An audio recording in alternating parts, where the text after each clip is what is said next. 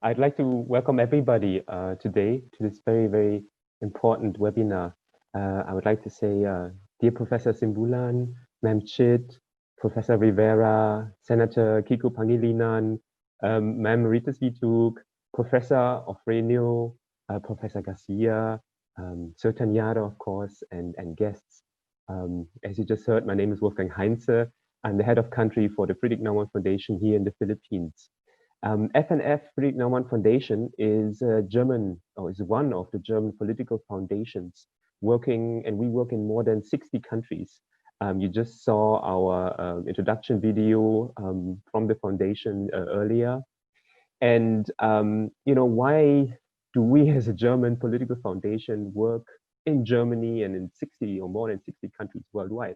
Well, the answer is actually quite sad, but it's a very relevant answer.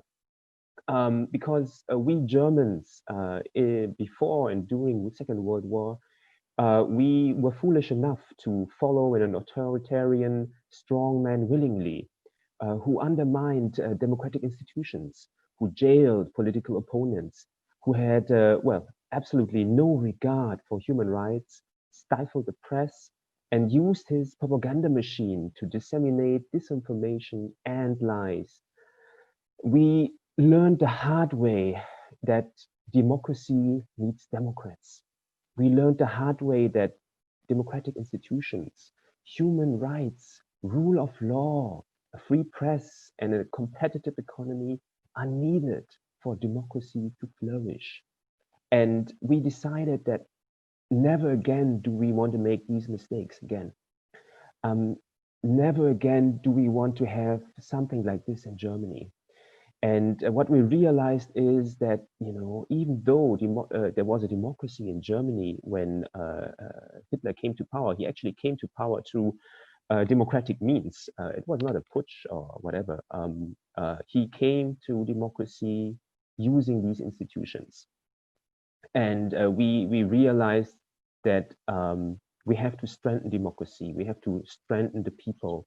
And it is a continuous process that is never finished. You never really attain the pinnacle of democracy. It's always evolving. And that's why we spend most of our funds, more than 50% of our funds actually in strengthening democracy in Germany, and then less than 50% in strengthening democracies all over the world.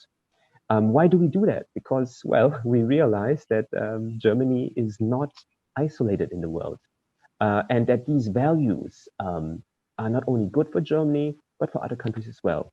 And this in turn creates a more stable world. And that, of course, is also good for us Germans, but also for everybody involved.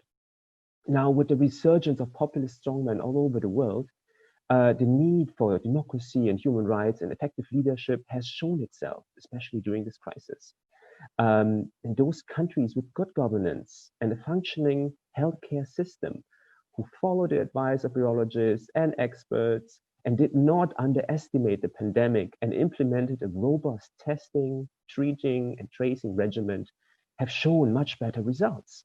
And this is also not a question of developed versus less developed countries. When you look at countries such as Vietnam, Thailand, and Malaysia, you see that the pandemic can be contained, and only wielding a hammer is not enough. You have to be able to use a scalpel to be able to shut down the most difficult areas where there are a lot of high infection rates on a very local level. You have to be able to go on a micro level on this one.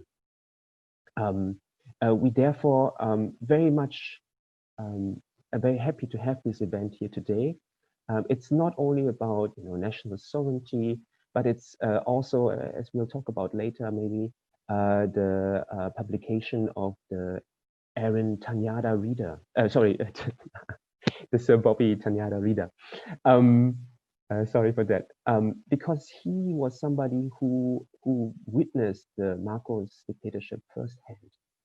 He is a strong advocate for human rights, good governance, competitive markets, the rule of law, and peace.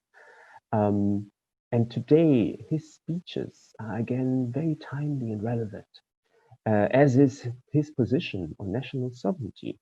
The need for the Philippines to chart its own course and not be dependent on any country, be it the United States or other countries. And very much, he's on point that the Philippines should not give up sovereignty claims for short-term gains, but should pursue these claims through an inclusive international advocacy and on an international level. I would like, therefore, to thank everybody for today's discussions, all the speakers who were here on the current state of Philippine sovereignty. And I would also like to extend my warmest congratulations for all those who made the publication Sense of Nationhood possible. Thank you so very much and wishing us all a great event.